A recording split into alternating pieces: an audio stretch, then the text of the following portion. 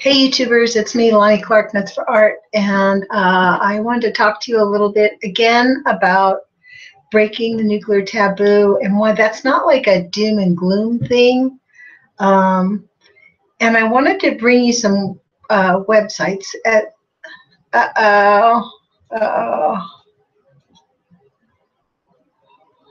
oh dear, that was like a double feedback thing, I guess. Oops, I thought I could have that other window open so I could see if I remembered to share with you, but I didn't realize we'd hear that too. So anyways, look, I wanted to talk to you because I went tonight to KEPW had a fundraiser at World Pies tonight. And this man, I posted it on my Instagram page. Here, let me like it. This is my Instagram page for anybody who wants to follow me. And oh, wait a minute. I didn't share it. Sorry. At least I remembered it this time around a lot quicker than I did last night. Man, I'm sorry about that. I saw that last night and was like, dude, that's serious. Google Hangouts, what's that one? Oh, hold on. I have to share this with everyone. There, now you can see it. I come back over here. Oh, goodness gracious.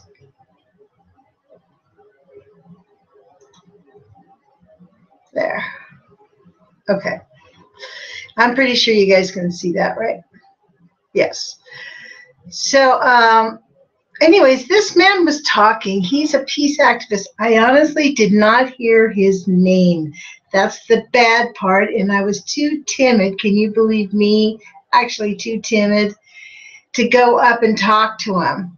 And he actually spoke to something that really got to me, and I missed it. This part that I posted to Instagram was the bit after what he really kind of got to me. He said something about, thank you, because the people who put KEPW together has been working on it for 4 years. It's the first FM radio station, one of 18 granted in like 30 years. It was a big deal. They got wind of it, that it was coming. They put the application in. They were just like a bunch of people with no money who just scraped it together to get it put together.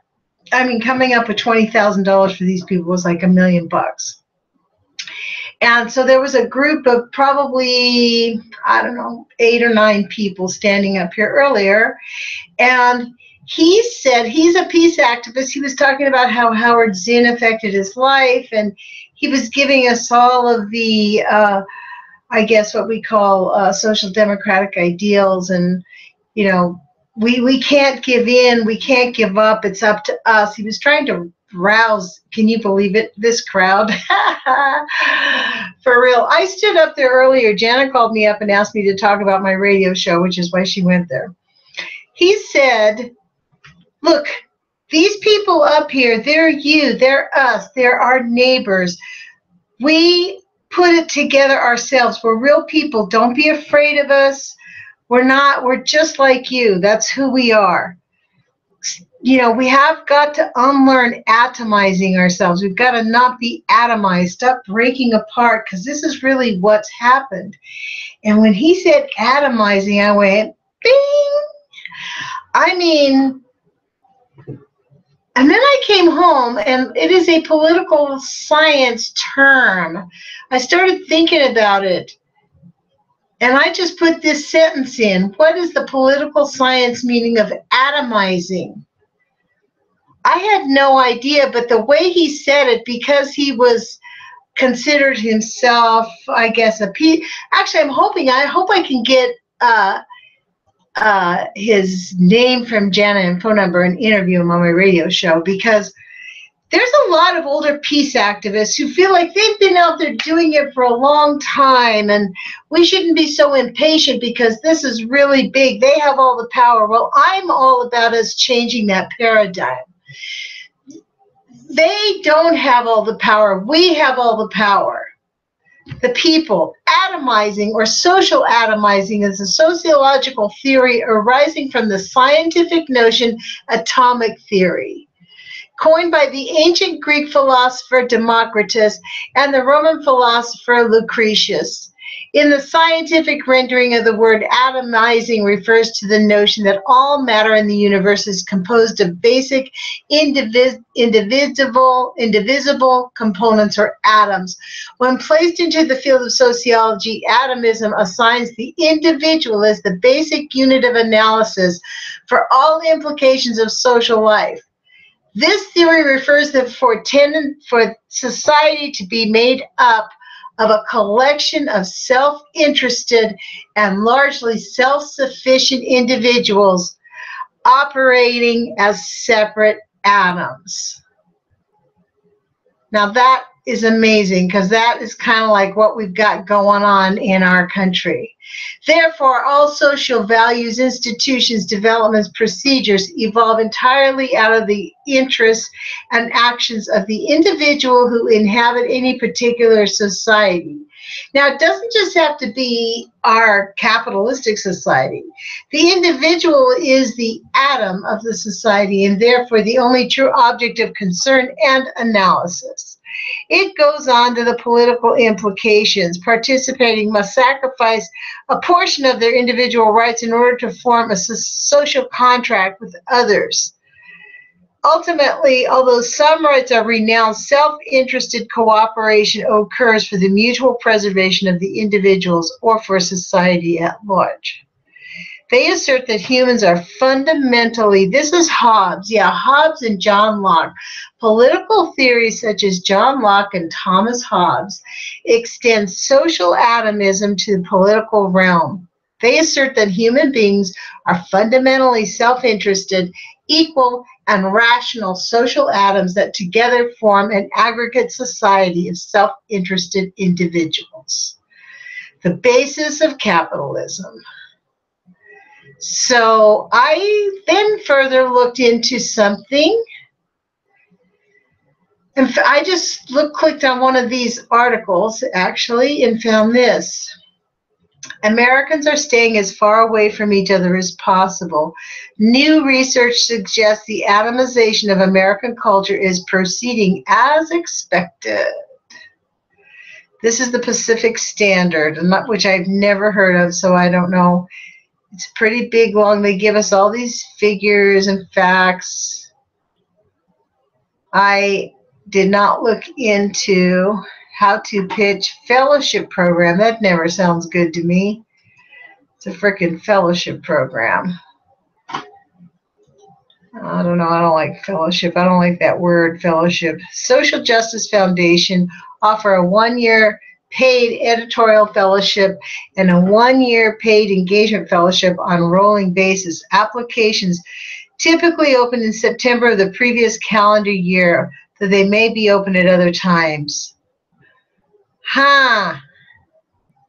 Full-time Pacific Standard staff. Others are in editorial positions at Outside, The Hollywood Reporter, Inverse, and a variety of other publications.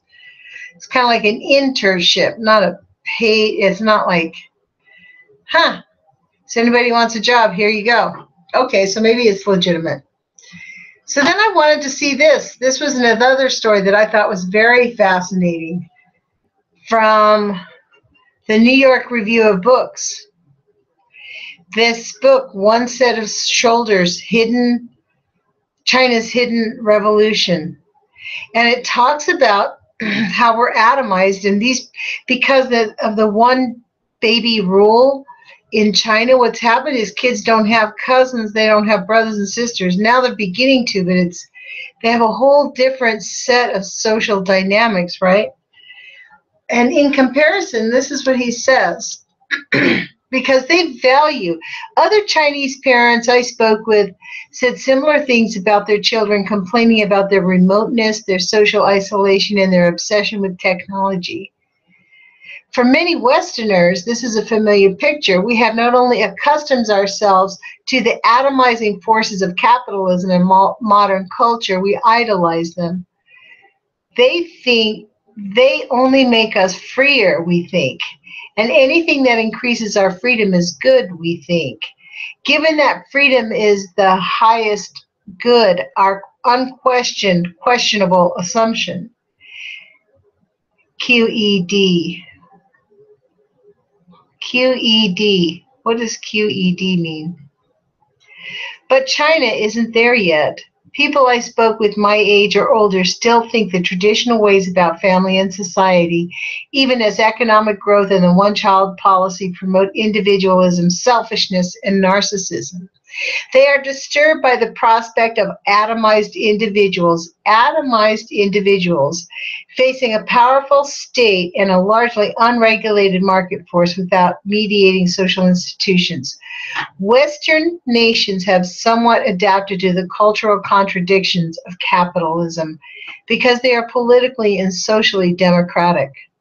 China hasn't and isn't. So this is a very interesting story about how it all affects us. But this man actually said this, atomizing. He was encouraging us to get together, to be together. And then I thought about this because this is KEPW. This is Eugene, Oregon, from Skinner's Butte. To be honest, this is downtown Eugene. This is it, in fact. It's kind of funny, but this really is it. Like, it spreads out a little bit wider. And that's considered like the suburbs, you know, a little bit farther out over here, a little bit farther out over there, but pretty much it's a small city. And their programming is on. They have our schedule on, which is very interesting. I'm at midnight, after midnight, 12 to 12:30, 12 to 1 a.m. So I'm there from on midnight on Mondays, and then come down here on Age of Fission on Tuesday from 10 to 11. So from 10 to 11 on Tuesday, and on Thursday from 10 to 11. But she apologized to me. She said some kind of weird reason that they couldn't do it. I think she had wanted this time, but there's something going on. So, like, whatever. I told her, I don't care. Whenever you do it, it's perfect. Because people can still hear us on KEPW. But I was thinking about Brian Porter, who talks about going locally. I don't think we can hear this. I'm going to mute this before I start it, so it doesn't, I don't think you can hear it. But I want you to see what he talks about. Let's talk about going local. It's not our job to toughen our children up to face a cruel and heartless world. It's our job to raise children who will make a world a little less cruel and heartless. Exactly. He talks about the harmony of the earth. I don't think you guys can hear it, but I really want to show you this because these graphics is awesome.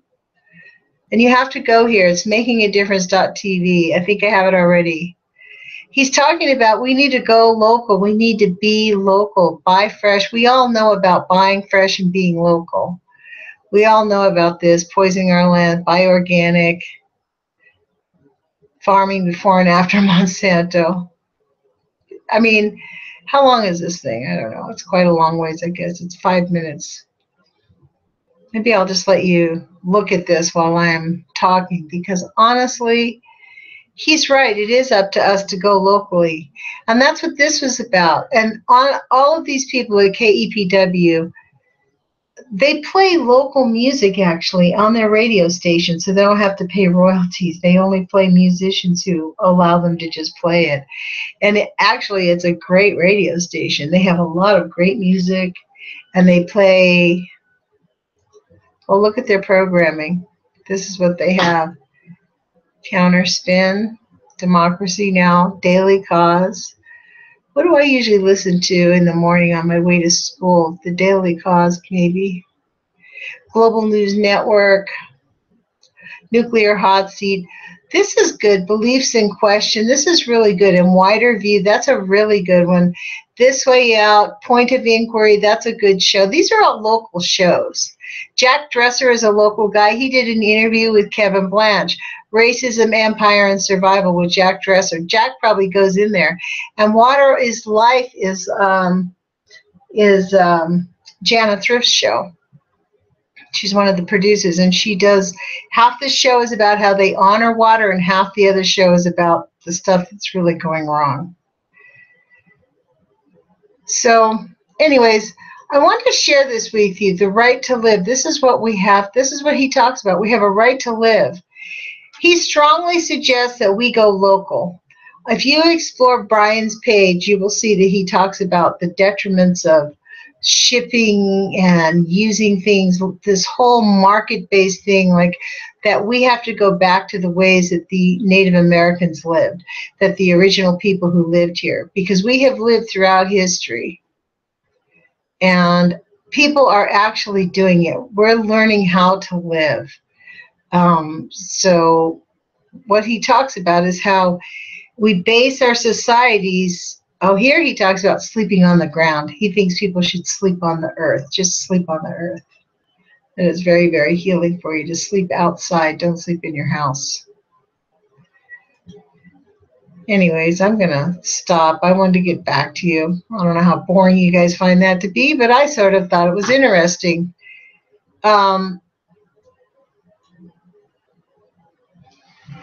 Mostly because we're living in the age of fission. There's no getting around it. And they are not going to stop. The people that are poisoning us, unless the way they're going to stop is for us to stop participating with them. And it takes 3.5% of the people to change society. That's what I learned, or that's what they say. They say, the social scientists, they say that you can cause change in society when you get 3.5% of the population to do something. You can actually make a change. So I guess that's what we're building up to. We're not even 3.5%. But all those old-time activists, like, they've been giving their lives for super long time. Like, they've been wanting to do it, right? But it's still going nowhere. Like, what the heck? How do we get it to change? I guess it is going somewhere, because it's like that 90% that we're turning the light bulb on with. We haven't hit that 90%. So, oh my gosh, you guys. I'm going to put up a quick video tomorrow night also. I'm going to keep doing this and just talk a little bit about all this stuff, because we have got to break the nuclear taboo. We have to make it okay to talk about being contaminated by nuclear pollution. And we have to be able to talk about ways that we're going to create solutions, like the microbes, spreading microbes. For sure, you should be spreading microbes on your yard and in your, everywhere you can, spread microbes around. And compost, because that will help. So I don't know if we can compost ourselves too. I don't know. I don't know about the science of all of that. All I know is that I really feel like we all need to make a decision that we're going to survive, and do more than survive, heal our planet. Try, guys. Put your courage feet on.